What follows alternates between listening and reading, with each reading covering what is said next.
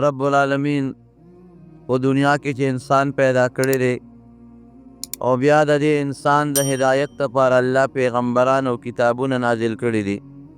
کم قوم چې په دنیا کې د پیغمبر تابعداري وکړه او په هغه کتاب چې د پیغمبر ورته وښو په هغې ایمان راوړه، عمل یې پرې وکړه، دا قوم په دنیا کې هم کامیاب دی او آخرت هم د کامیابی دی. او الله که داسې قومونه تیر شوي دي نو هغه الله کامیاب کړي هم دي. کم قوم چې په پیغمبر ایمان نه دی راوړی، د هغه په کتاب ایمان نه دی راوړی او لویي او کبر یې کړی دی، رب العالمین هغه قوم په دنیا کې هم تباه کړی دی، آخرت هم د رسوایی دی.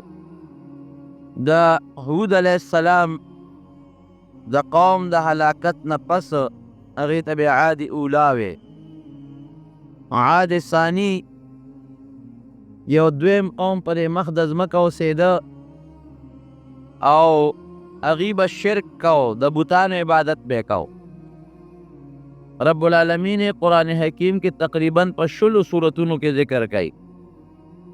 اوسېدل به د شام او د دې حجاز د مکې مکرمې او مدینې منورې په دې منځ کې لوړ دنګ دنګ غرونه دي او په هغه غرونو کې د دوی آبادۍ وې، هغې کې به اوسېدل. تاریخ لیکي الم تر کیف فعل ربک بعاد ارم ذات العماد التي لم يخلق مثلها في البلاد وثمود الذين جابوا الصخر بالواد. دغه قوم ته به سمودیان وې او غرونو کې ځان له بلډینګونه جوړ کړي او آبادۍ جوړې کړې وې. او اوس هم تاریخ لیکي، موجوده یو مورخ مصري مورخ دی، هغه لیکي چې زه په خپله تللی یم، دا علاقه مې کتلې ده او په یو لوی عظیم الشان غر کې اوس هم د بادشاه یو لوی محل موجود دی. نو چې غر اتراشي او په هغې کې د بادشاه محل جوړ شي، کمرې پکې جوړ شي، د بادشاه پایتخت پکې دی، حوض پکې د لمبلو، د اوبو د لمبلو حوضونه پکې دي، د څاروو د اسونو او د اوښانو د تړلو استبلې پکې دي. دی غر دننه تراشلی دی او د هر څه په هغې کې جوړ کړی دي. اوس خلک دې وخت کې وایي ساینس ترقي کړې ده، بلکل ټیک ده، خو موږ وایو چې داسې مخکې هم یو ساینس تیر شوی دی، خو چې څنګه الله زمانه باندې د تبې نښې راوستی او هغه قومونه رب العالمین هلاک کړل، هغه ساینس یې ورسره تباه شو. نو د شام او د حجاز په دې منځ کې د دې غټې غټې آبادۍ وې، په غرونو کې محلات جوړ کړي او لوی لوی باغونه و، سرسبز و شاداب، خوږې اوبه، مزیدارې چینې او د زندګۍ د هغې زمانې چې څه د زیب و زینت او د آرایش او د خوبصورتۍ کم اسباب و هغه ټول هغې سره و. خو بدبخته و، د بوتانو عبادت به یې کو، هر چا ځان له په کور کې یو بوت ساتلی و، هغې بوت ته به یې سجدې کولې، عبادت به یې ورته کو، رام رام به یې ورته کول.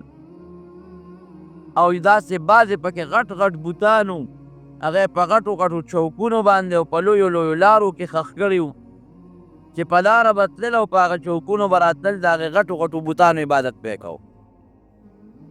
زما ورونو، یو قوم هم الله د هدایت نه بغیر نه پرېږدي. هر قوم ته الله د هدایت یو لاره ښیي خامخا، چې څوک دو نه وایي چې ما جاءنا من رسول. د قیامت په ورځ به بعضې خلک وایي الله مونږ له خو تاسو پیغمبر او استازی نه دی رالیږلی، د دروغو نه به وایي. یو قوم هم الله بغیر د پیغمبر نه دی پرېږدي. خامخا یو پیغمبر یا د پیغمبر خلیفه، جانشین، نایب، دا هر یو قوم ته الله رالیږلی دی لئلا یکون للناس حجة بعد الرسل، چې څوک د چا دلیل پاتې نشي چې الله پیغمبر ماته نه دی راغلی، قانون او کتاب ماله نه دی راغلی، چې دا بانه د خلکو ختم شي. پروردګار ورته هم د دوی د قوم نه یو سړی راولېږه، حضرت صالح علیه السلام، د دې د قوم نه او د قوم او د کلي سړی د کلي په ماحول ډېر ښه پوهېږي. که د یو وطن سړی چاته نصیحت کوي نو هغه ته د خلکو مزاج معلومي، د خلکو طبیعت ورته معلومي. خلک پویولی شي او چې دا بار نه سړی راغی نو خلک هغه ته سپک ګوري مړه دا د کوم ځای نه راغی د خپل قوم ته دلته نصیحت کوه اوس موږ له څه له غوږونه خورې. نو حضرت صالح علیه السلام ته رب العالمین د دوی د قوم او د خاندان نه یو پیغمبر راولېږه. هغه ورته د الله د دین نصیحتونه شروع کړل. ای زما قومه د یو الله عبادت وکړئ او د الله سره شریکان مه جوړوئ. الله په شرک ډېر زیات خفه کېږي. ټول قرآن حکیم اول نه اخره پورې وګوره څومره غصه چې رب العالمین له په شرک ورځي چې تا الله له شریک پیدا کړې. دا ارس الله پیدا کړي دي، دا نظام الله چلی، دا مونږ پیدا کړی الله یو، مال دولت بچی عزت هر څه مونږ له رب العالمین را کړی او چې ته په هغې کې بیا هم بل څوک سره شریک یې. لکه زه به یو مثال درکم، د کور یو مشر یو مشر، نو که په دې مشرۍ کې ورسره خپل رور شریکېږي یا زوی ورسره شریکېږي نو دا مشر پلار دا برداشت کولی شي؟ نشي برداشت کولی.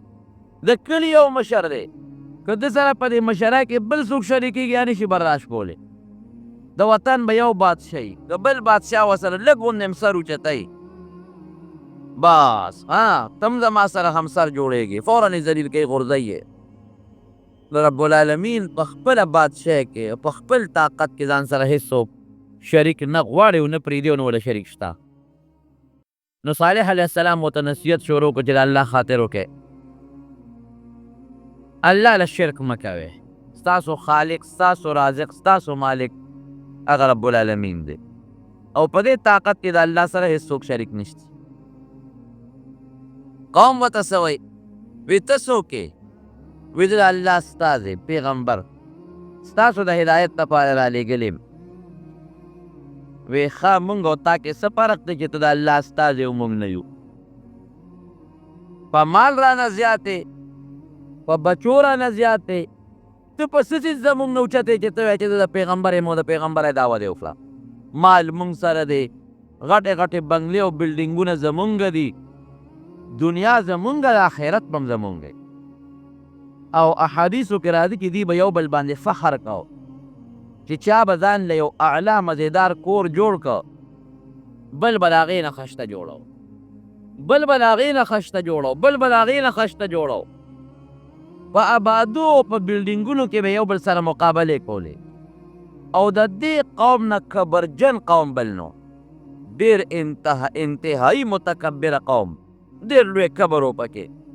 ګوره د یو بل نه اوچته آبادۍ جوړول، په هغې فخر کول، زما آبادي ستا د هغې نښه ده، بل به وایي زما دا ستا د دې نښه ده، دا هم کبر شو. او بل پیغمبر ته دا ویل چې ته خو زما د قوم نه ما او تا کې څه فرق دی؟ د دې کلي اوسېدونکې زه ستا نه په مال او په دولت او په بچو او په طاقت زیات یم، تا له الله پیغمبري در نه منو ده، ځه چې سرې خوښه یې کوه. نبي کریم صلی الله علیه وسلم ته به هم د مکې کافرو دغه څه وي چې ته خدای پیغمبر جوړ کړې، ته خو یتیم یې، مال دې نشته دولت دې نشته، مال زمونږ دی دولت زمونږ دی، مونږ پیغمبران نه جوړېږي او ته جوړېږې. هر پیغمبر ته چې خپل قوم پیغور ورکړی دی ګورې د مال یې ورکړی دی، د دولت یې وله ورکړی او دا یو لویه نشه د مارونو ګورې اوس هم د خلکو په سر کې پرته ده چې کم سړی لږ مالداري د پیسو خاوند د دولت خاوندي او هغه مشرۍ ته ورسېږي د چا په بغمه هم دړني، خو چې کوم لږ غریبي او کمزوري وي او هغه لا یو منصب میلو شي د هر چا ورته په بغمه دردي کې دا ولې دا د پښتانه یو رواج را روان دی. پیغمبري خو د الله له طرف نه یو نعمت و قسم دی ګورې که دا هم برداشت کولی شوه، خو زما ورونو عزت په مال او په دولت او په بادشاهۍ کې نه دی. فقیر د زمانې به یي، شلېدلې څپلۍ به یي، بې کس او بې څوکه به یي. الله چې هغه له کوم مقام ورکوي دا د ډېرو نوابانو خانانو دی. نبی کریم صلی الله علیه وسلم فرمایي رب اشعث اغبره لو اقسم على الله لابره. ډېر کله یو سړی وي سر به یې ببري، دوړې به پې الوتي، دوړې خیرن خچن به یي، هېڅوک به یې په څه کې نه شماري. خو که دې په الله قسم وخوري چې زما دې په رب العالمین قسمي چې اوس به باران کېږي، حالانکې شین اسماني د وریځو پته نه لګي، نورې ښه تیز او دې قسم وخوري چې زما دې قسم پاللی چې اوس به باران کېږي، نو دی به الله په هغه قسم کې دروغجن نه کي، حانس به نه کي او په هغه ساعت به الله ورېځ راولي او باران به دله به الله دومره عزت ورکړي. یو فقیر سړی و ملنګ په لاره تېرېده، څپلۍ شلېدلي دي یا نشته، جامې شلېدلي دي، څادر هر څه شلېدلي دي، یو ښار ته ورغی. نو پخوا به د ښار دروازې وې، خو دا فقیر ملنګ نیک سړی دی. دا زمونږ د فقیرانو ملنګانو په شانتې نه چې دا کچکولې په غاړه کې و بیزو یې ترخ کړي او چې په یو دغه کیسې به شپېلۍ هغه خلکو ته وي او خلکو نه سوالونه کوي. هلکه بیزو راته ګډوم دا حضرتجي بابا ملنګ دی او دا د پلانکي بابا ملنګ دی. دا ګڼ کپان دوکهباز سوالګري حرام خواره نه ګورئ. دا سوال چې کوي دا حرام پوري سوال حرام دی، دا ګناه ده. او څوک ښکر وایي او څوک وایي د بابا من راوړه، څوک وایي د پلانکي من راوړه، دا ګناه ده، دا حرام. هغه نیک سړی و، الله ته نږدې انسان و. یو ښار ته ورغی چې اوس څه ګوري د ښار ټولې دروازې بندې پکې، لین لګېدلې دي، لین دلته ټانګو لین لګېدلی، هلته لاسونو لګېدلي، هلته پیاده و دی. د دې پېښور ښار هم پخوا دا مشران وي غټې غټې دروازې وي او د دې سپین ږیرو مشرانو نه مو اورېدلي وي چې ماښام به هغه دروازې بندېدې، څوکیدار به پرې ولاړ او ستار به پولاوېدې. ښار نه ګیر چاپېره وي، یو لوی دیوال ته و چې څوک ډاکه ونه کړي. نو دروازې بندې دي. نو ده چا نه تپوس وکړو چې هلکه دا دروازې ولې بند وه؟ وایي دا د دې بادشاه نه باز تښتېدلی. نو بادشاه اعلان کړی چې دروازې بندې کړئ، هسې نه دا باز چې ته بارونه دي. نو دروازې بندې دي او بار خلک په قطار ولاړ دي چې تر څو د بادشاه باز نی نیولې شوې هغې پورې دروازې نه کولاوي، چې باز پیدا شي دروازه به کولاوي. دې فقیر سړي یو سوړه سویلې وکړه او د ښار نه داسې بار ووت. وایي یا الله عجیبه نظام دی، داسې سړی دی بادشاه کړی دی چې د پوندو پورې بېوقوف دی. قمقل خر دا بادشاه دی، باز ته دروازه بندوي. اوس باز خو چې تښتي نو هغه اوسه ګډه چیلی ده چې په دروازه منډې کړي او نه سپی دی. هغه له خو الله وزرې ورکړي دي او داسې وزرې دونه اوچت مزل کوي چې د باز نه اوچت پرواز یو مارغه هم نشي کولی. په دې باز کې بیا خپل قسمونه دي. د دومره مضبوط طاقت په دې وزرو کې الله یې ښودی دی او په دې خپو کې پنجو په دې مخوکو کې چې دې دومره اوچت پرواز کوي چې دومره اوچت یو مرغه هم نشي کولی. نو باز په دروازه خو نه بندېږي چې بېوقوف ورته دروازې بندې کړي دي. باز خو چې تښتي خو چې یو وزر ووایي اسمان ته به رسېدلي، نیمې ته به رسېدلي، تښتېدلی به. وی الله داسې بېوقوف بادشاه که ده کې طاقت او باز بندوي نو په دې ښار د جال واچه. کیوں نه ته دومره جال خو ده سره شته چې په دې ښار د پاسه یې واچوي. نو بېوقوف دروازې بندې کړي دي. یا الله عجیبه نظام او خدایي دی ده. یاره واقعي د الله د خدایت او د رب العالمین د نظام ته بعضې وخت کې د انسان عقل نه رسي، کار نه کوي.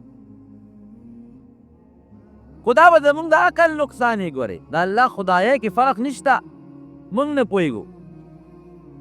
وی پروردګاره عجیبه نظام دی دی. هغه بېوقوف خر چې هغه باز ته دروازې بندوي، هغه له د الله بادشاهي ورکړې ده. څوک ورته سلوټ کوي، څوک ورته په لاس په تندي لاسونه ږدي، جی جناب ورته کوي، ټول خلک یې تابع دی. او پروردګاره چې زه ستا نږدې بند یم، د هغه نه خوراکي عقل زیات دی. نو زما سپلیم نشته، جامه مې هم نشته، د کور غیب هم نشته، الله د ناستې او د ولاړې د سر سورې مې هم نشته. او دغه بېوقوف دی، جاهل دی، بېلمازه دی، نه روجې شته او نه مونځ شته او د جهان قمقل هغه له دې څه ورکړي دي او زه خو ستا نږدې بنده یم، الله له ما له دې څه راکړي دي. ناشنا خدایي دی ده. ما ته مې یو ځل یو سړي خبره کوله، یو خان یې یادو، وی ګوره وي د هغه دومره موټرې دی او بلا جایدادونه دی او بنګلې دی او ټکي مونځ نه کوي او موږ ټول اوس خدای پاک ته لګیا یو مونځونه کوو، زمونږ ته پیسې درک نه لګي. تا باندې تړې وایي دا نو دم دا وایي چې پروردګاره مونږ خو دا کونډۍ او دا تندي ته په دا سجده کې وسولوله او نه م کور شته او نه جامه شته او ته هغه نظام ته وګوره. نه دی په هغه بیابان چې وده شي، چې وده شو رب العالمین یې په خوب کې ولید. الله سړي ته هدایت کوي. بنده ولې په سوچ او په پریشانۍ کې وی الله په دې پریشانۍ کې مجھے زمونږ د علاقې د بادشاه ډېر سخت مقل چې بس تم دروازې بندوي خدای هغه له غټه بادشاهي ورکړې ده مونځ نه کوي روژه نه نیسي او ډېر بد عمله دی او بې وقوف دی او خدای مونږ خو تا ته په سجدو د تندي وسولو زمونږ د سپلو درک نه لګي نه جامه شته نه پیدا رسم نشته عجیب ناشنا خدای دی ده رب العالمین ورته وایي چې بنده را خو اسانه خبره زما خو یو خبره چې دی کن هغسې شي زه به اوس د هغه نه د هر سوال هم تاله به یې درکړم او تا نه به د هر سوال هم هغه به هغه د سکنډونو خبرې دي ته به اوس د هغه په ځای بادشاه شي او خلک به درته سلوټونه کوي او صاحب د دنیا غلامان او مریان او بنګلې به دي پوره به د دې ښار بادشاه شي او داسې الله کولی شي که نه شي کولی جواب راکړي نواز شریف بادشاه نو او دا چې موجوده کم صدر ده به ورته سلوټ نه کو بوټ له به یې درز ورکړه او په تندي به یې ورته لاس کېښود هغه نواز شریف جیل ته لاړ او نن یې په خپل وطن کې ځای نشته په خپل ملک کې ځای نشته او هغه سلوټ والا راغی او د هغه په کرسی کېناست تؤتی الملک من تشاء وتنزع الملک ممن تشاء قرآن حکیم کې الله فرمایي چې چا نه وغواړم بادشاهي ترې والم او چې چا له وغواړم هغه له یې ورکړم وتعز من تشاء وتذل من تشاء الله چې تو غواړي چا له عزت ورکړي او چې تو غواړي چا له ذلت ورکړي نو بادشاهي عزت ذلت بادشاهي اخیستل دا د رب العالمین په اختیار کې دي دا د چا په اختیار کې نه دي اوس په سکندونو کې د هغه نه هر سالم او تاله یې درکړه او چې ستا دا کوم نعمت دی دا به هغه له ورکړه الله زما څه نعمت دا شلېدلې جامې او شلېدلې څپلۍ وې نه نه نه داسې نه ده تا په اړه کې چې کوم ایمان پروت دی دا به هغه له ورکړو تا دا جامه به مغه له ورکړو تا دا شلېدلې پیزار به مغه له ورکړو ستا په اړه کې چې ما سره کومه مینه دا به مغه له ورکړو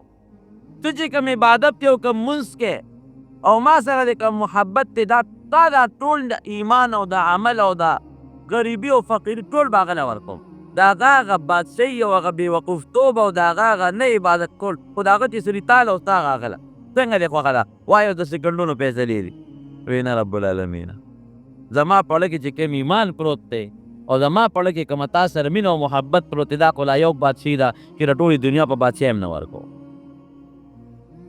دا حقیقت دی رونو که نه که زمونږ د امریکې بادشاهي ویسې خپلو کې سوچ کوو د امریکې او د بش غوندې ایمان زمونږ وې د بش چې هغه کې مسلماني نشته ایمان پکې نشته نو دا به مو خوښه وه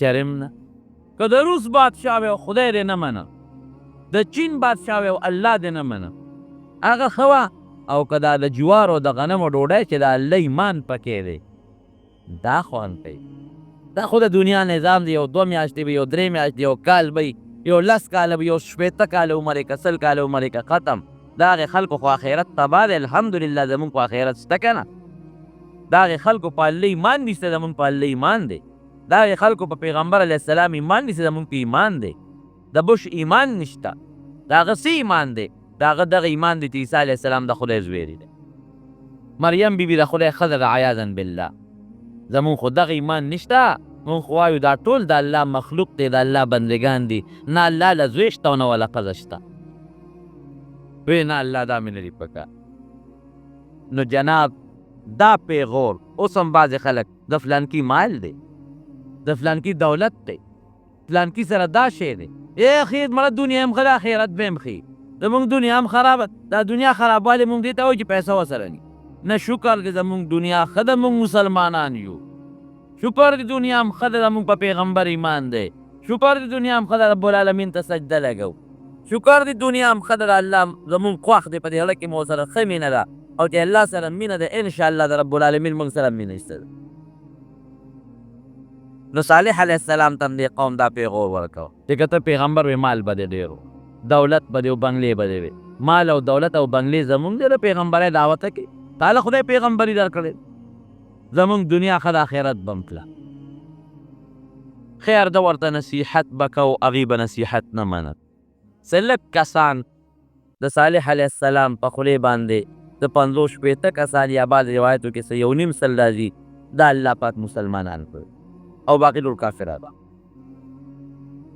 عموما چې کله به د دوی د اختر میله و قوم به راجمع شو صالح علیه السلام به راغی قوم ته به ودرېده ای زما قومه د الله د قهر او د غضب نه یروم زما در باندې څه خو ګوره یو الله ومنې او د بوتانو د عبادت پرېږدې هغې به ورته بیا فأتنا بما تعدونه زه مړه خو چې په سم عذاب هم یری راوله چې کوم عذاب دې خوښي را باندې راوله نه دې مني یو ځل یې ټول سرداران را جمع کړل د خپل قوم یو میدان کې تاسو کښېنئ خبره وی ګوره داسې کار دی چې زه ستاسو خیر خوایم او د الله د قهر او د غضب نه م یېروم مهرباني وکړئ د بوتانو عبادت پرېږدئ کومه ایمان راوړه د قوم هغه سرداران ورته وایي ښه ایمان در باندې راوړو خو په یو شی یو کار که کې ټول مسلمانېږو او هغه دا دی چې یو نښه یو معجزه راته ښکاره خو داسې معجزه چې زمونږ درته ووایو هغسې که دغه معجزه دې راته ښکاره کړه نو موږ ټول ایمان راوړو او که دا معجزه یې ښکاره نه کړه نه راځو غټ سرداران ناست وي څه معجزه غواړو وایي موږ دا غواړو چې دا مخامخ غر وشلېږي او د هغې نه یو اوښه راوځي او بلار به اوښی او هغه زمونږ په سترګو په مخ کې لنګه شي او دومره پیږي په هغې کې چې زمونږ د ټول قوم د اوبو د خوراک ګزاره پې کېږي ظالم بچو سم سوچ کړی اوښه خو د اوښې نه پیدا کېږي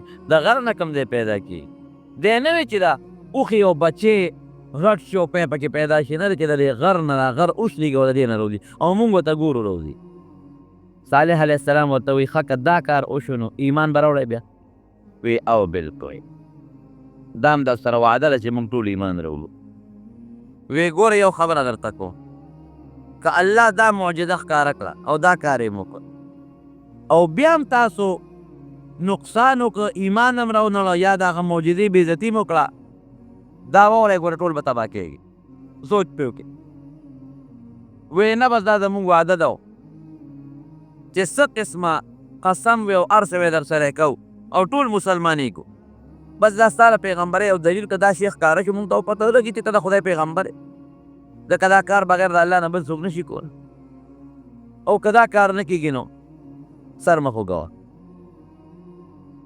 حضرت صالح علیه السلام رب العالمین ته وجله چغې جوړې کړې پروردګار ته چې یا الله زما دا قوم زما نه دا معجزه غواړي الله دا معجزه مونږ ته ښکاره کړه او الله زه خو دې لپاره دا معجزه غواړم چې دا قوم ټول مسلمانان شي او دوی را سره واده وکړه مسلمانې رب العالمین ورته جبریل علیه السلام راوړي چې دا سرداران کښېنه او پوه یې کړه چې که دا اوښه خو زه درته اوس را پیدا کوم خو که دې له چا ګوتې یوړ پوه یې کړه چا زخمي کړه چا وشړله د خپل فصل نه نو فورا به دا قوم تباه کوم دویم دا دی چې د دوی یو مخصوصه چینه وه د هغې نه به یې اوبه څښلې یو ورځ به د دې اوښې وي د اوبو او یو ورځ به د دوی د ټولو وی کومه ورځ چې د دوی د دې اوښې د اوبو د څکو وي نو په هغه ورځ به نه د دوی ګډه راځي نه به یې چیلی راځي نه به دوی راځي هېڅ څوک هم اوبو له نه راځي او یو ورځ به د دوی وي یو ورځ د اوښې پوه سرداران یې راغونډ کړل ویې کښېنه وی بلکل الله زما خبره مني دعا مې قبلوي دا اوښه را پیدا کړي خو په دغه شرط کم خوښوي وی بلکل مونږ ته منظور دی مفسرین لیکي احادیثو کې هم راځي یا مخامخ غر باندې زلزله غوندې راله وړقېد دې ټولو سردارانو ورته په خپلو سترګو کتل او چې وړقېده نو داسې اواز یې وکړه لکه اوښه چې لنګېږي او اواز دی او اوچاو د هغه غر او د هغې نه اوښه راووته دوی ورته کتل مخامخ بلار به اوښه وه غټه سربه د دوی مخکې د هغې بچې پیدا شو صالح علیه السلام د پړي نه ونیوله او د قوم سردارانو چې څومره د قوم مشرانو ټول ولاړو وی ها دا واخلئ دا د الله معجزه دا بغیر د الله نه بل څوک کولی شي نشي کولی او چې زما په دعا الله دا هر څه وکړل دا زما معجزه معجزه ویم دې ته چې د پیغمبر د لاس نه داسې یو کار ښکاره شي چې هغه د عام عادت او د عقل خلاف د عقل خلاف د عام عادت خلاف دا یو لویه نښه رب العالمین ما ته راکړه اوس ایمان راوړی که نه راوړی نو د قوم بعضې سرداران هغې ایمان راوړو مسلمانان بعضو وی مونږ خپلو ملګرو سره مشوره کوو چا وی یاره دا خو جادوګر دی جادوی را باندې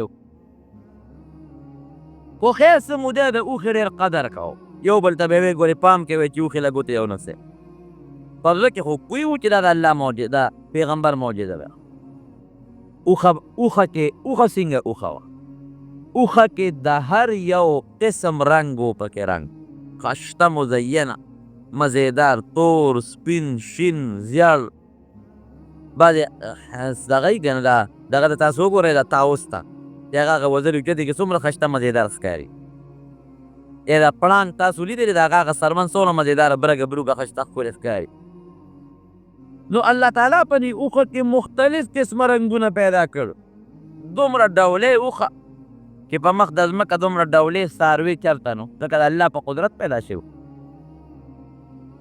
یو ورځ به راتله خو د چینې اوبه به هغې څښل چې په چینه به یې خوله کېښوده غټه سربه اوښه وه ټولې اوبه به یې وڅښلې بچي به یې ټولې اوبه وڅښلې دوی ته به اوبه نه پاتې کېدې او بله ورځ به رب العالمین هغې له اوبه ورکولې داسې به نه وه چې د هغې اوبه به نه وې نه په بله ورځ به د هغوی باقاعده رالل منګي به یې ډک کړل لوښې به یې ډک کړل اوبه به کمېدې ورته نه د هغې انتظام هم پوره خو یو ورځ نمبر د اوښې یو ورځ نمبر د دیو بل دا اوښه به سرېده په دې ټول دشتو بیابان په غرونو ګیا به یې خوړه چا ګوتې نه شو وروړی خو دومره هوښیاره وه چې چا به باغ کرلی و یا چا به خپل فصل کرلی و هغې له به یې خوله هم نږدې نه وړه هغه ګیا به یې خوړه چې کوم به په دې غرونو کې کېده هغه بوټو نه به یې ګیا خوړه چې کوم به د غرونو بوټي به هغې کې به ګرځېده چا کې جرت نو چې چا منې کړې شوې چا منې کړې وې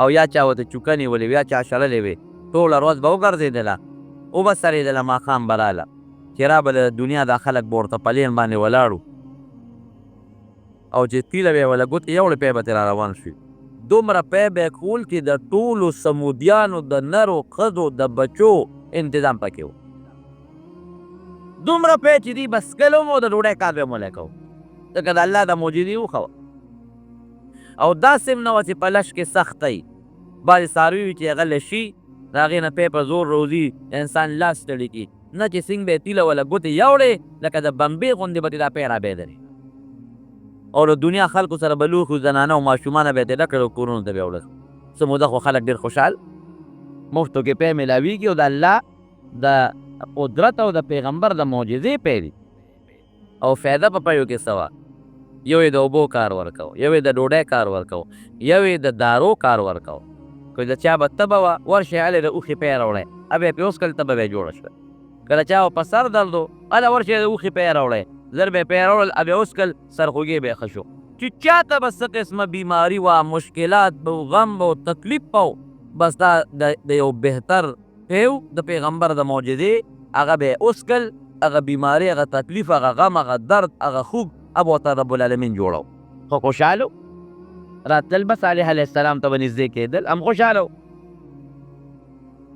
خو چې ورځې څومره تېرېدلې نو شیطان پکې کار شروع کړو بعضې سردارانو خو ایمان راوړه دا پراپېګنډه جوړه شوه دا خو جادوګر دی مړه زموږ اوښې ته څه حاجت دی موږ سره خپل څاروي لږ دي څه زموږ څاروي شته که نه زموږ ډوډۍ ته څه حاجت دی زموږ لږې ځمکې دي زموږ لږې میوې دي څه چا به ویې موږ د پیو نه سیکن شي لکه څنګه بني اسرائیلو ته به هغه من او سلوار راتل څه مودې وخوړل او بیا ویې یاره چې ته غنم او جوار او اوږه او مسور پکار دی او پیاز او دال پکار دی الله ورته ویې ځای ورځی دغه ښار ته چې دال او مسور هم خوښ دي خدای هم بېل خو باسه بني اسرائیلو ورځی پې همغه یې نصیب شو دغه کې بعد به یاره بس موږ په پیو څه کوو لږ پی خو نه دي چا به وي زموږ د غرغه ګیاګانې او خوراکونه ټول خلاص کړئ چا به وي یاره زموږ نه یو ورځ اوبه څکي دا بانې جوړې شي او پراپېګنډه جوړه شي خو ګوتې چا نه شوې وروړی که چا به ویل که دا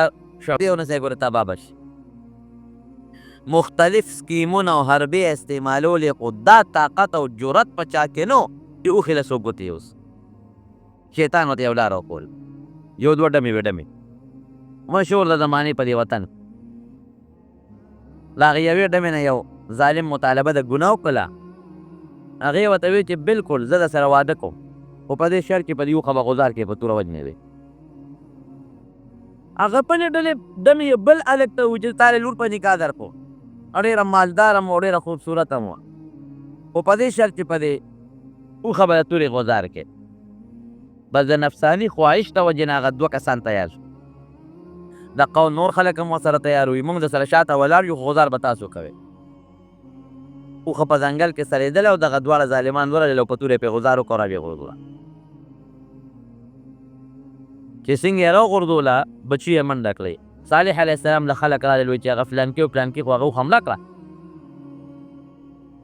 او په بعضې خلکو رپرپې راغی او بېهوشي او سکته راغله چې خدای پاکه دا خو واقعي د الله هغه غضب او عذاب رانیسي. صالح علیه السلام ورته ورسې دا بچی راونیسئ، که بچی م وله قابو کو خو د الله د قهر نه به بچ شئ، او که بچی وله قابو نه که نو عذاب د باندې راځي. دوی مخکې و بچی ته مخکې ورپسې غر ته هغه بچی ورورسېد او هغه غر ورته وشلېد او واپس پکې بچی ورننوت. قادر نه شو چې هغه بچی یې رانیولی. راغلل صالح علیه السلام ته وایي بچی خو په غر ورننوت. انا لله و انا الیه راجعون، لا حول ولا قوة الا بالله.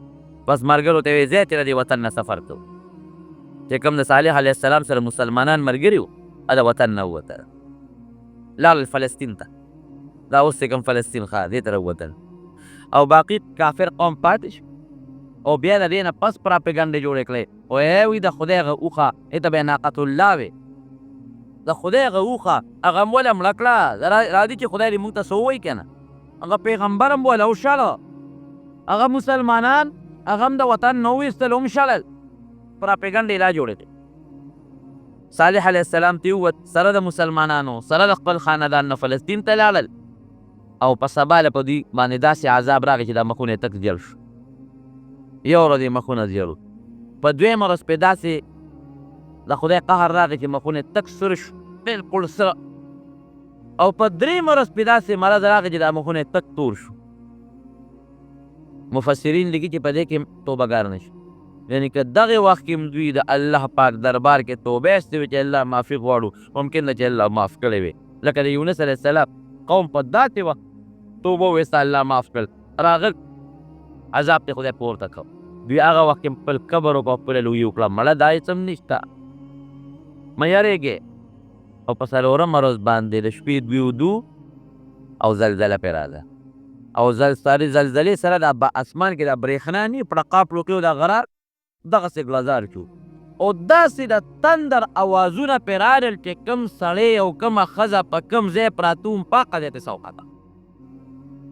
کلي روان شو، خلک مړه شو، په یک دم یو سیکنډ کې د ټولو نه سووته، وجودونه یې پرې شو بلکل. سهار چې به کتل دا وجودونه یې بلکل په دامیان باندې څرمنې پرې شوې وې، او د چا د وجود نه کولمې او زړونه او اینې او سږي بار راوتي وو، او دومره د بجلۍ د تندر د الله هغه اواز و چې هغه غرونه او هغه آبادۍ او هغه بلډینګونه په دامیان باندې وشلېده.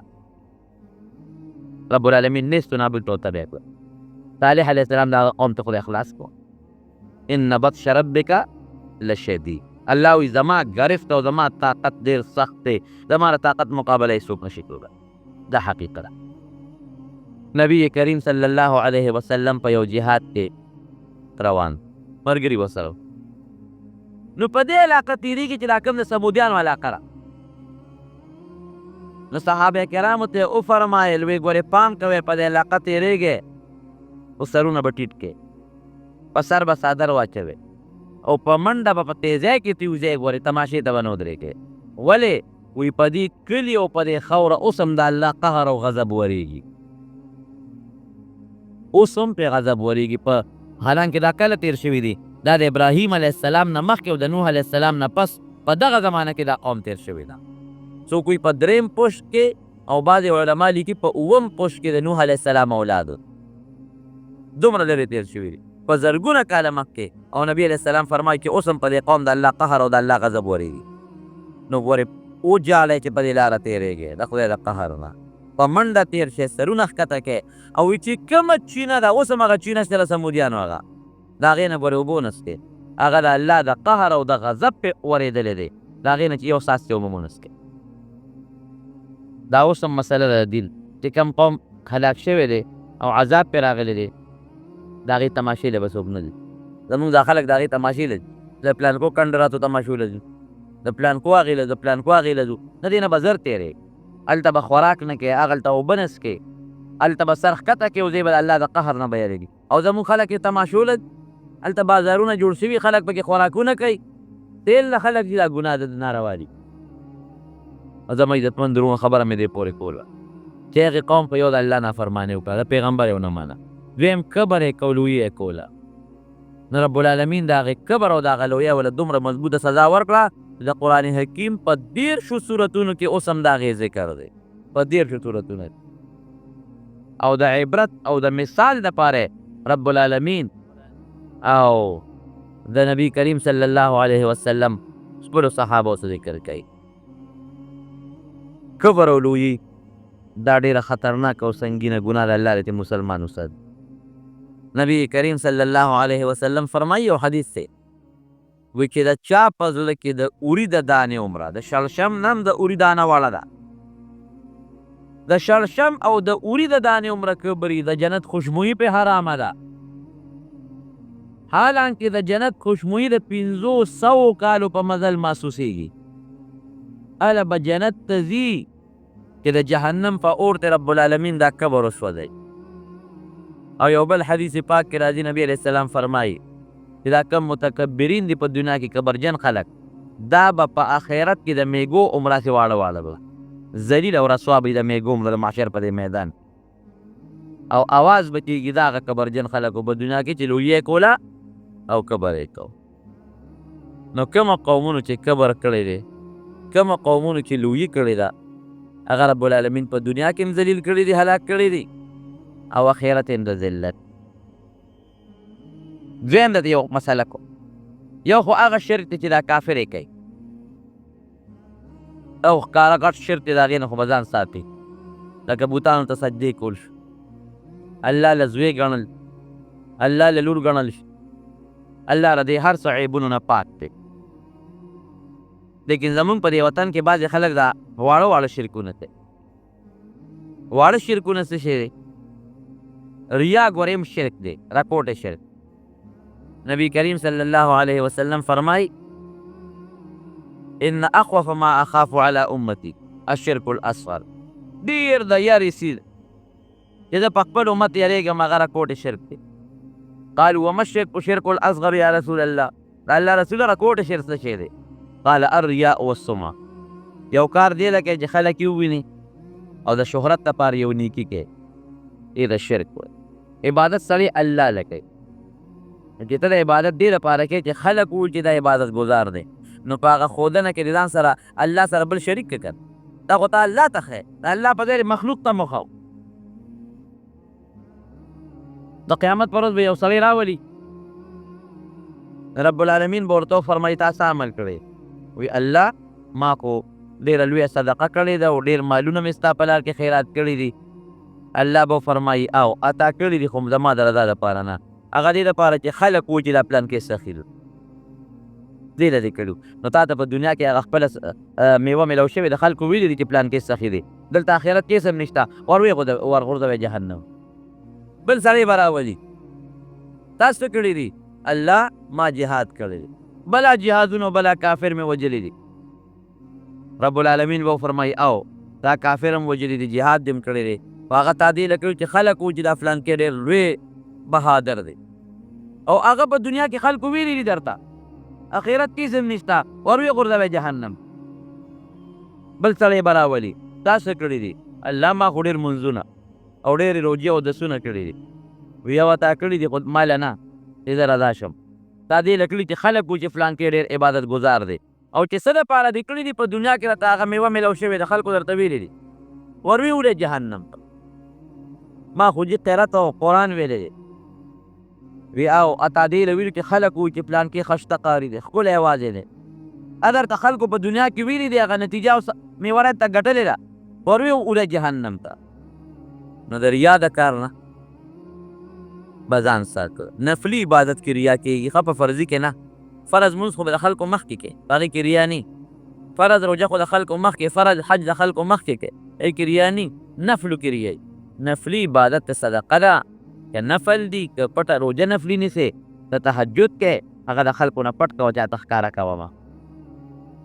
دویم که زیارتونو له ځې غوښتنه به د زیارت ته نه کوې، غوښتنه به د الله نه کوې. او که دا دې وي چې ای زیارت ته ماله زوی به راکړې، پلانکې زیارت به مې جوړوئ، پلانکې بابا به مې جوړوئ، دا هم شرک دی. ګوره دا غټه ګناه ده، خدای الله خفه کېږي.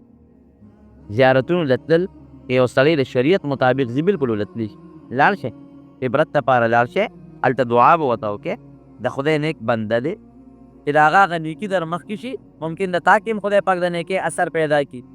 خو دا به نه وي چې زیارت ما به جوړی یا کاڼې راوالې او ژبه پې ټکې او یا درب وله غوټې ورکوې چې یو غوټه مې ورکړه یو زوی به مې کېږي که دوه مې ورکړي دوه دامن به مې کېږي.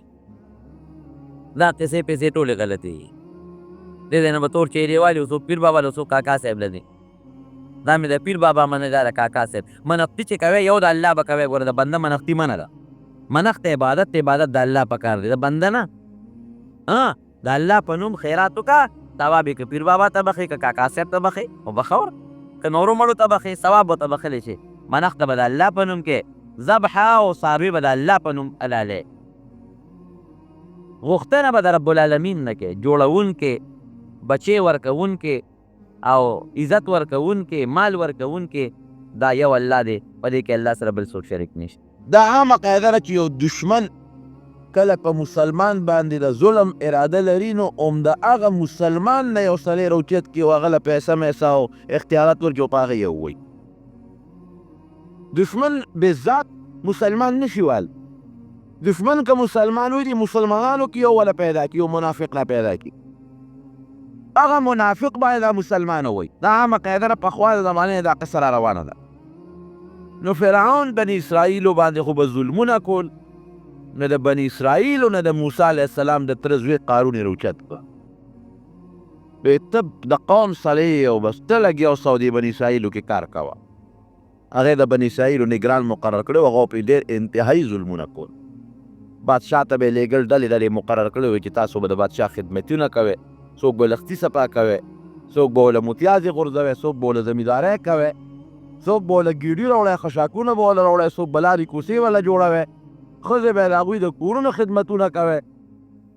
دې دا قانون په دې مقرر و او مال او دولت دومره د سره و چې په احادیثو کې راځي، بلکې قرآن حکیم کې الله فرمایي دومره دولت ورسره و چې د کنجانې د جرندو به یو لویه ډلې په چې چته به ته نو کنجانې به یې په یو مضبوطې ډلې ځان سره په اوږو باندې او په څاروو ګرځولې. دا کنجانې خو نه وي لکه زمونږ د اوسنۍ کنجانې چې کومې دي. دومره دولت و ورسره لویه ډله، هغه صرف په دې مقرر وه چې د قارون د خزانو کنجانې به ګرځوې، هغې به چابیانې ګرځولې. چې کله خدای پاک فرعون غرق او بني اسرائیل ووتل، دې م ورسره لاړ. په دې خو منافق هماغه د زړه نه بغض د موسی علیه السلام سره پورې او په دې م خفه و چې زه مالداره م، زما دولت هم شته، زه مشر م. او ځکه موسی علیه السلام له خدای پاک پیغمبري ورکړه، نو د موسی علیه السلام دا ورور د هارون ولې پیغمبر دی، هارون علیه السلام. په کار دا و چې د ده په ځای باندې زه پیغمبر شوی. ده هم یو بغض او حسد و د موسی علیه السلام سره چې دا کشر راغی او د پیغمبري ملو شو او بیا د خپل لور پیغمبر که او زه د تره زوی یم او مال ما سره دولت ما سره ما له نبوت رانه که دا ولې.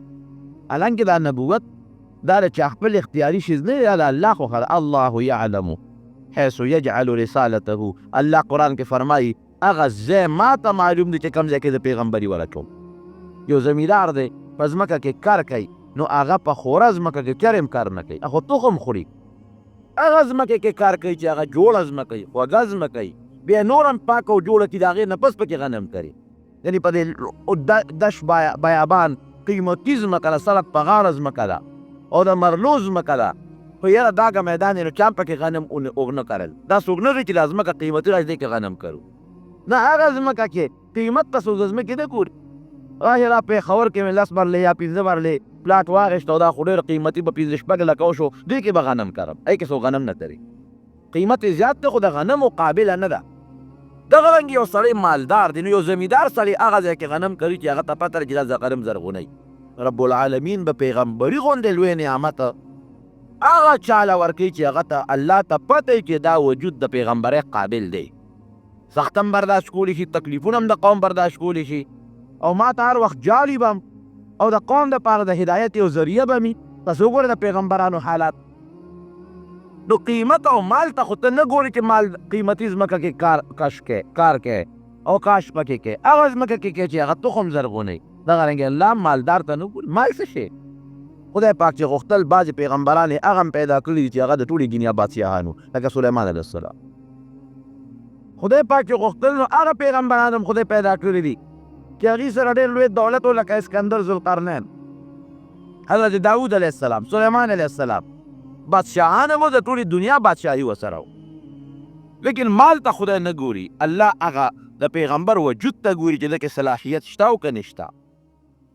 نو قارون په دې غصه و چې ما ته پیغمبري میلاو نه شوه او موسی علیه السلام زما نه کشر دی، د هغه ورور هارون علیه السلام زما نه کشر دی، هغې ته میلاو شوه. لکه دا نفاق و. لیکن دا ورته پته ولګېده چې موسی علیه السلام په د خدای برحق پیغمبر دی، خلاف پې کولی نه شم. نو چې کله موسی علیه السلام و بني اسرائیلو هجرت کو او اوتل وادي تیه ته فرعون د هغه قوم خدای غرق کړ، د هارون موسی الله خدای منافق دی چې لا ورسره هلته کې دې یو سکیم او یو سازش جوړ کړ چې هغه د موسی علیه السلام به په کومه طریقه زه بدنام کړم.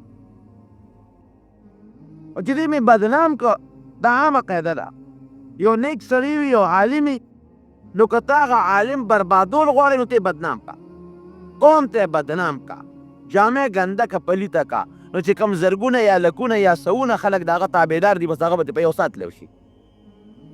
که خلک خود یو نیک سړي پسې روان دي خو د هغه د نیکۍ د وجې نه روان او چې تا دې ته خبره جوړه کړه چې د هغه هغه نیکي دې برباده کړله او خلکو ته ثابته کړه چې دا خو یو نیک سړی نه دی، دا خو یو ګنده سړی دی، نو مسلمانان خو نیک سړي پسې د نیکۍ د وجې نه دي، بیا د چا کار سره چې دغه نیک سړي پسې.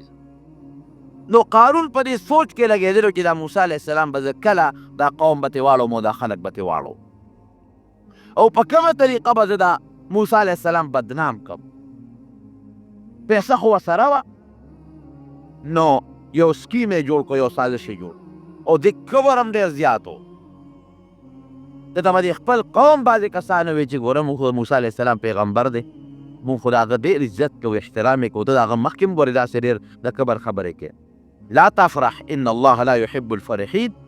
کبر مه کوه په دې مال باندې. ګوره د خدای پاک ګورې کبرجن خلک نه خوښ او دا حقیقت هم دی رونو.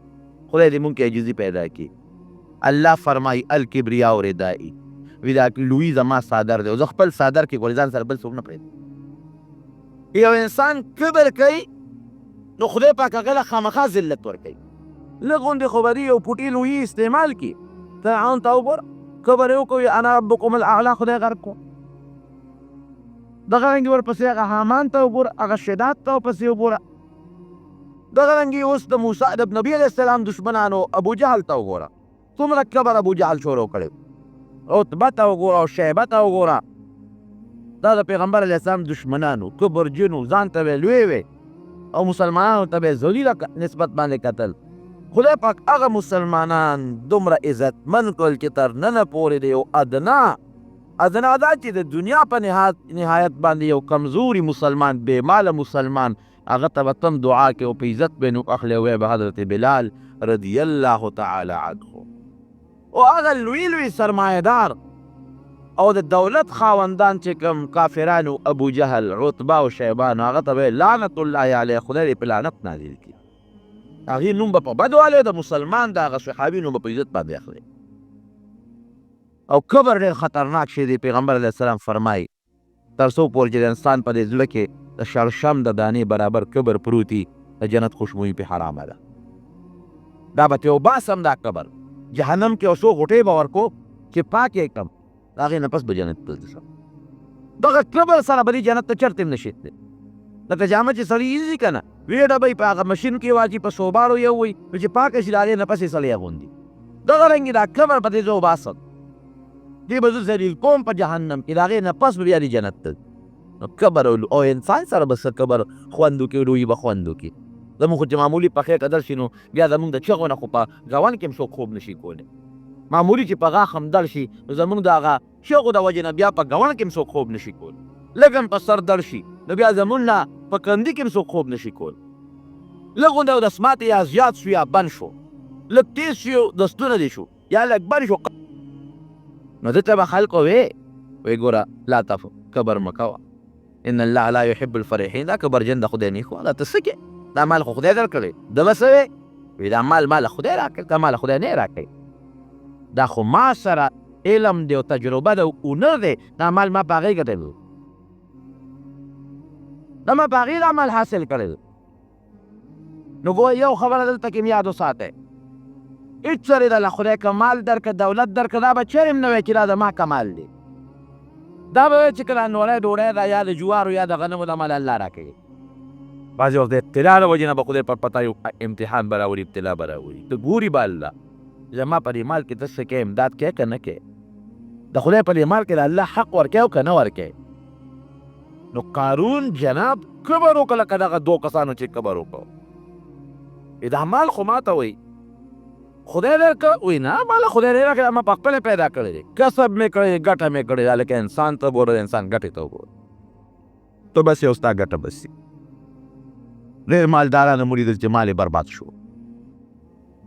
راغی اوس موسی علیه السلام دی خو منافقه، کافر نه به ځان وساتې خو د منافق نه ځان نشي ساتلی، یا د اسلام په جامه کې د اسلام دشمني، دې ته منافق وایي.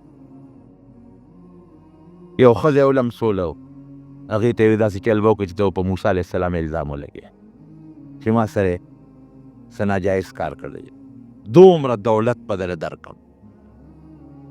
هغې ویې ډېره ښه جوړه یې ورسره وکړه. لوی موسی علیه السلام ناست دی، بني اسرائیل یې راغونډولي په وادي تیغ کې زرګونه خلک دي، سوونه خلک دي. قارون پاڅېده، یا موسی ته موږ ته له نیکۍ تلقین راکړې، یو په خپله یې دغه حال دی او موږ ته نیکۍ ښیې، څه حال مې دی، هغه ښځې ته پاسه، هغه ښځه پاڅېده ویې دی موسی چې دی نو ما سره دغه بدعملي کړې، د خدای په پیغمبر یې الزام ولګه. دا خبرې د الزام لګول اساني، هر چا باندې خلک الزام لګي، هر چا کې خلک عیبونه راوباس، لیکن د هغې نتیجه سنبالول ګورې بیا ډېر ګران دی. نیکانو دپاره شیطان هر وخت خلک لمسوي، هم پښتانه وایي که نه وایي چې دا بل ته یو ګوته نیسي دا درې ځان ته راماته کړي. ما کې به بېشکه غلطۍ به وي، ګناه به وي، موږ کم مولا دا ویلي چې د ګناه نه پاک یم، نو ته به په مولا کې، په نیک سړي کې، په بل چا کې به عیب راوباسې، لیکن ته د خپل ګریوان کې هم سوچ وکړه چې دا کم عیب زه په دې فلانکي کې راوباسم چې دا ما کې هم شته او که نشته، ما کې څومره عیبونه کې بلکې لټوم، زه خو ټول د عیبونو نه ډک یم. نو ګورې پام کوئ، بهتان په بل مسلمان کې عیب پیدا کول، د بل مسلمان سپکاوي کول، مسلمان ته پیغور ورکول، دا ګوره ډېره خطرناکه ګناه ده. او ګوره نبی علیه السلام فرمایي مشکات شریف کې حدیث دی چې څوک دا کار کوي که نه د بل عیب لټوي، نو که د توبه واسه خلاصه شوه، که توبه ونه ویستلو چې د کم عیب په هغه مسلمان کې راوباسي، نو دی به هله خدای وجني چې هغه عیب خدای په ده کې پیدا کړي. توبې وباسئ. ټول زموږ ټول ورځ جومات کې ناسته بل غیبت، اجرو کې ناست په بل کې عیبونه راوښکم، دوه کسه چې ناست دي بل باندې باسونه کول، خو زموږ مجلس هم دغه چې یو پاک مسلمان باندې کې راوباسي په هغه به تفسیر یې شروع کړو، دغه زموږ ژوند دی. خو لمونځ وکړو خو دغه چی کوو، خولې نه لږ غوندې وار ورکول پکار دي، دا خوله د خدای په ذکر جاري کړې، دا نورې خبرې پرېږدئ. هغه د پاسېده وایي ته د خلکو د نصیحتونه کوې، پاسې دا چل کړی. موسی علیه السلام یې ښه او کې جلالیت لږ زیات و، بس فوراً په سجده پرېوته الله ته، ویجلل خدای ته، او بیا راپاڅېده او هغه ښځې ته وایي ستا دې په هغه ذات قسم وي چې ته یې پیدا کړي دي، اسمانونه یې پیدا کړي دي، رښتیا وایه. بچې مو سره هغې ښځې سره رښتیا ووایه، ستا دې په هغه ذات قسم وي چې اسمانونه مې پیدا کړي دي، دروغ به نه وې. ښځې باندې راپرپې چې د خدای نوم یې واخېست پړچېدو شو، وی ما دروغ وویل صاحب، ته ډېر پاک انسان یې، دا ما له قارون پیسې راکړې چې ته په موسی علیه السلام دا ګوی کې. بس موسی علیه السلام خو په غوسه کې وي خدای راوینیسه، سره د مال یې راونیسه او سره د نوکرانو یې راونیسه او سره د هغې خلکو چې کومې ملګري دي، نو خدای پاک اونې و ځمکه اوس دې دوی پکې دننه لاړ، مال یې هلاک شو. دیم خدای ځمکې ته چې ځمکې راښ که ای موسی معافي راته وکړه، ای موسی معاف مې کړه، نور یې م راکاږه، نور یې م راکړه، ای موسی معاف مې کړه، بیا به نه کوم غلطي مې کړې ده، نور یې م راکاږه. ځمکې غیب کو په ځمکه کې اوس هم دغسې تاویږي تر قیامته پورې دغه سزا ده. او بیا قیامت نه وروستو چې خدای پاک جهنم ته بدېږي. نبی کریم صلی الله علیه وسلم فرمایي چې الله موسی علیه السلام ته وایي چې څنګه چلو شو؟ زړه یخ شو. الله ورته پیغمبرانو سلام خدای پاک داسې هغه له خپل ناس خبرې کوي. خوشحاله شوې؟ یا خدای خوشحاله شوم، په مې الزام لګولو او تا زما دعا قبوله کړه، په ځمکه کې دې غرق کړه. رحم دې پې موسی ګورې رانغی، څو چغې درته ووالې او تا پې رحم رانغی. وایي زما دې په خپل ذات قسم یې الله وایي که ما ته یوه چغه والې په اسات مې معاف کړه. الله دومره رحیم ذات دی، یو چغې ما ته والې وې که نه په اسات مې معاف کړه. خو بدبخته تا ته چغې والې زه یې هېر کړی وم، دومره چغې درته والې معاف دې لکه. او که ما ته یو چغه هم والې وې، حالانکې د خدای په پیغمبر الزام، خو پیغمبر خو د خدای رسول دی، دا خو خدای ته سپک نسبت دی، الله پې خفه کېږي. یو چغې ما ته والې په اسات مې معاف کړه. د خدای رحم ورونو ډېر زیات دی، لیکن ان بطش ربک لشدید. د خدای قهر او د خدای ګرفت او د الله نیول دا پورې ډېر زیات دی. هر وخت د رب العالمین قهر په دې سر د پاسه څو ګڼه چې دا الله هر وخت ما رانیوي شي، زما دا سټوکې، زما دا سر، زما دا لاس او زما وجود او زما دا مال د الله په قبضه کې دي. وګوره کم خلک چې دا خپل مال او دا خپل نفس، دا مال د خدای په لار کې خرچ کوي، زکات خیرات ورکوي، غریب سره، مسافر سره، ګاونډي سره، رشته دار غریب سره امداد هم کوي.